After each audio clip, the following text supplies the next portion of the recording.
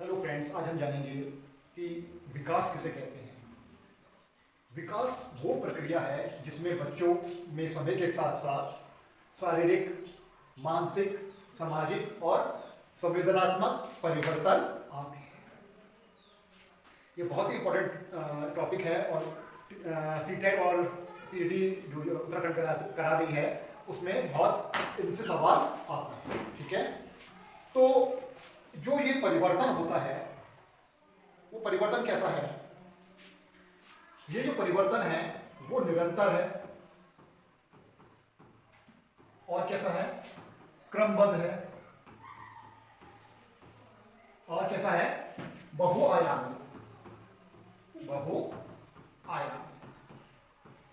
ठीक है, तो विकास कैसा परिवर्तन है? निरंतर होता है, क्रमबद्ध होता है और बहुआयामी होता है। इससे क्या होता है? इससे व्यवहार में क्या आता है? परिवर्तन आता है और क्षमता में क्या आता है? परिवर्तन आता है। किसमें परिवर्तन आ रहा है? व्यवहार में और क्षमता में। और वो परिवर्तन कैसा होता है? गुणात्मक, ठीक है, और परिणात्मक।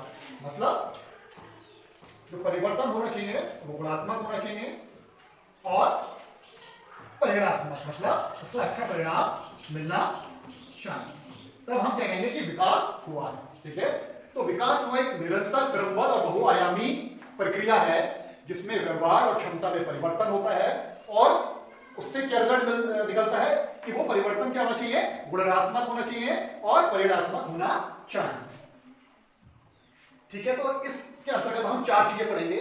शारीरिक विकास क्या होता है, मानसिक विकास क्या होता है, सामाजिक विकास क्या होता है और संवेदनात्मक विकास क्या होता है।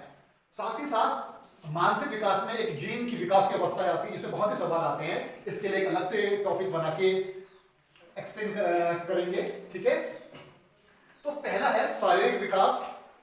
शारीरिक विकास से मतलब हुआ कि उसके आकार में, ऊंचाई में, वजन में, मांसपेशियों में, हड्डियों में, शरीर के अन्य अंगों में जो विकास हो रहा है वो शारीरिक विकास कहलाता है। ठीक है, इसको हम चार भागों में बांट सकते हैं कि किस किस अवस्था में होता है। पहली अवस्था है शैशव अवस्था जो 0 से 2 वर्ष में होती है। बाल अवस्था 2 से 6 वर्ष में, मध्य बाल अवस्था 6 से 12 वर्ष में और किशोर अवस्था 12 वर्ष से। ठीक है, तो शारीरिक विकास के लिए दो चीजें बहुत इंपॉर्टेंट हैं। पहली चीज है कि ये सिर से पैर की ओर होता है।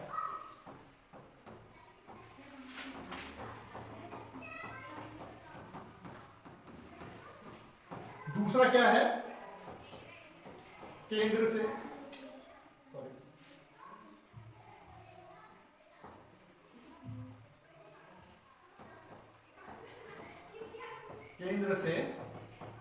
बाहर की ओर।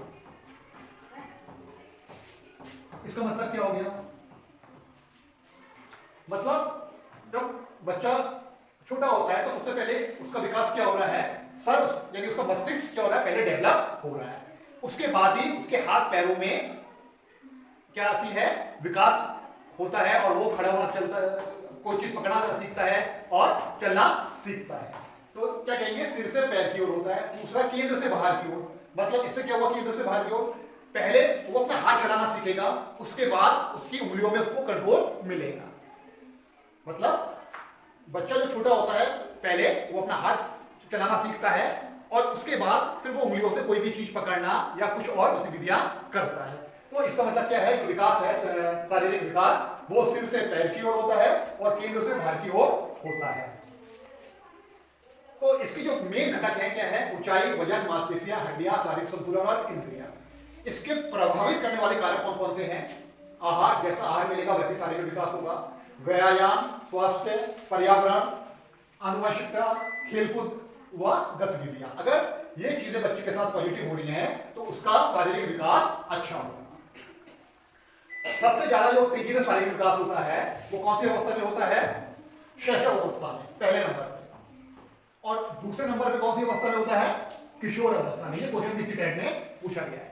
शारीरिक विकास सबसे तेज जो होता है वो शैशव अवस्था में होता है 0 से 2 वर्ष में और उसके बाद सेकंड नंबर आता है वो किशोर अवस्था में आता है। Thank you. विकास का दूसरा भाग होता है मानसिक या संज्ञानात्मक विकास। तो मानसिक विकास वह प्रक्रिया है जिसके द्वारा व्यक्ति के सोचने, समझने, तर्क करने, स्मरण रखने और समस्या समाधान, निर्णय लेने तथा कल्पना करने की क्षमता का विकास होता है। तो उसको क्या कहते हैं? मानसिक विकास। मानसिक विकास के जो घटक होते हैं वो कौन कौन से होते हैं? ध्यान। ध्यान का मतलब है किसी भी वस्तु या कार्य को लगन से करना या एकाग्र होकर करना। सेकंड है स्मृति या मेमोरी। मेमोरी, जिसकी मेमोरी अच्छी होगी, ठीक है, वो क्या करेगा? किसी भी चीज को समझकर अपने आगे उसका वो प्रयोग कर पाए, जरूरत पड़ने पर पुनः प्रयोग कर पाए। कल्पना, जिसकी कल्पना शक्ति अच्छी होती है उसी के अंदर नई नई छवि बनाना या रचनात्मक सोच विकसित हो पाती है। तर्क शक्ति, किसी तथ्य या स्थिति का विश्लेषण करके सही निष्कर्ष निकालना, समस्या समाधान करना। निर्णय क्षमता और विचारों और भावों को शब्दों के माध्यम से व्यक्त करने की क्षमता। तो अगर किसी की इतनी चीजें अच्छी हैं तो वो मानसिक रूप से क्या है? बहुत मजबूत कहलाएगा। तो कौन कौन सी चीज हो गई? ध्यान, स्मृति, कल्पना, तर्क शक्ति, समस्या समाधान, निर्णय क्षमता और भाषण। मानसिक विकास को प्रभावित करने वाले कारक क्या कौन कौन से होते हैं? पहला होता है हेरिडिटी या वंशानुगति। बच्चे को अपने माता पिता से जो गुण प्राप्त होते हैं वो उसकी बुद्धि, क्षमता और स्वभाव को प्रभावित करते हैं। ऐसा जनरली देखा गया है जिसके माता पिता अच्छे होते हैं उनके बच्चे भी अच्छे निकलते हैं। लेकिन ये पूर्णतः सत्य नहीं है, लेकिन इसका प्रभाव पड़ता है। दूसरा है पर्यावरण। घर, विद्यालय, समाज और प्राकृतिक वातावरण बच्चों के सीखने और सोचने की क्षमता में क्या करते हैं? प्रभावित करते हैं। तीसरा हो गया परिवार का माहौल। अगर परिवार का माहौल अच्छा होगा तो बच्चा का मानसिक विकास अच्छा होगा और वो उसके विकास में सहायक होगा। चौथी चीज हो गई विद्यालय। अच्छे शिक्षण, अच्छी शिक्षण सामग्रियां बच्चे का मानसिक विकास बहुत अच्छा करते हैं। पांचवा हो गया सामाजिक सांस्कृतिक कारक। समाज की परंपराएं, संस्कृति, भाषा, मूल्य और मित्र समूह बच्चे के मानसिक विकास में सहायक होते हैं। तभी कहते हैं कि अगर बच्चे का संगी साथी अच्छे होंगे तो वो अच्छी बातें सीखेगा। और आखिरी चीज होती है शारीरिक स्वास्थ्य। अगर किसी बच्चे का शरीर स्वस्थ है तो वो मानसिक रूप से भी स्वस्थ होगा। तीसरा विकास है सामाजिक विकास। ठीक है, सामाजिक विकास का मतलब यह है समाज में रहने, दूसरों के साथ मिलजुल कर कार्य करने और अच्छे संबंध बनाने की जो प्रक्रिया है वही सामाजिक विकास कहलाता है। तो इसके परिभाषा जानेंगे। सामाजिक विकास वह प्रक्रिया है जिसके द्वारा व्यक्ति समाज में रहना, दूसरों के साथ सहयोग करना, समायोजन करना, नियमों का पालन करना और अच्छे संबंध बनाना सीखता है। सामाजिक विकास के जो प्रमुख घटक हैं, पहला क्या है? सहयोग। दूसरों के साथ मिलकर कार्य करना और एक दूसरे की सहायता करना। दूसरा क्या है? समायोजन। विभिन्न परिस्थितियों में स्वयं को ढाल लेना। सहभागिता, समूह की गतिविधियों में भाग लेना। संबंध निर्माण, अच्छे मित्र बनाना, स्नेह, सहयोग और सम्मान के साथ अच्छे संबंध बनाना। नियम पालन, तो जिसका सामाजिक विकास हुआ होगा वो समाज और संस्था में बनाए गए नियमों का अच्छे ढंग से पालन करता है। और सबसे लास्ट है लीडरशिप, समूह का मार्गदर्शन करना और जिम्मेदारी स्वीकार करना। तो एक अच्छा जो सामाजिक विकास से सीखा हुआ बच्चा होगा वो ये छह चीज में आगे होगा। इसको प्रभावित करने वाले कारक कौन कौन से हैं? परिवार। परिवार जैसे उसको गुण देगा वैसे ही वो प्रेम और बर्ताव औरों के साथ करेगा। विद्यालय, विद्यालय में सहपाठी शिक्षक का व्यवहार, गतिविधियां, अनुशासन सामाजिक विकास को प्रभावित करते हैं। मित्र समूह, मित्र समूह से स्वीकृति, सहयोग और प्रतिस्पर्धा की भावना सामाजिक विकास में महत्वपूर्ण भूमिका निभाती है। समाज, अगर किसी जगह का समाज अच्छा होगा जहां पर कुरीतियां नहीं होंगी, ठीक है, एक दूसरे की मान्यताओं का सम्मान किया जाएगा, तो वो सामाजिक विकास में बच्चे को प्रभावित करेगा। संस्कृति, संस्कृति, भाषा, धर्म, त्योहार, परंपराएं व्यक्ति के विचारों, मूल्य और व्यवहार को आकार देती हैं और विकास को प्रभावित करती हैं। तो जिसकी संस्कृति जितनी अच्छी होगी वो अपने आने वाली पीढ़ी, अपने जो भविष्य है उसको अच्छे ढंग से ले जाएगी और उसका जो सामाजिक विकास होगा वो उत्तम होगा। आर्थिक स्थिति, आर्थिक स्थिति भी सामाजिक विकास पर इफेक्ट डालती है। आर्थिक स्थिति शिक्षा, संसाधनों और अवसरों को प्रभावित करती है। जो सामाजिक विकास में महत्वपूर्ण योगदान देती है। और एक घटक मीडिया भी है। टीवी, मोबाइल, इंटरनेट आदि सूचनाएं और विचार प्रदान करते हैं जो सामाजिक व्यवहार और दृष्टिकोण को प्रभावित करते हैं। अगर मीडिया अच्छी न्यूज फैलाएगा, सद्भावना फैलाएगा, तो जो बच्चे हैं या जो भी है उसका जो समाज पर इफेक्ट पड़ेगा वो अच्छा पड़ेगा। तो तीसरा हो गया हमारा सामाजिक विकास। चौथा विकास है संवेगात्मक विकास या इमोशनल डेवलपमेंट। संवेगात्मक विकास वह प्रक्रिया है जिसके द्वारा व्यक्ति अपने संवेगों यानी भावना को समझता है, व्यक्त करता है और नियंत्रित करता है और उनके अनुसार व्यवहार करना सीखता है। तो इसके जो मेन घटक हुए हैं, पहला क्या है?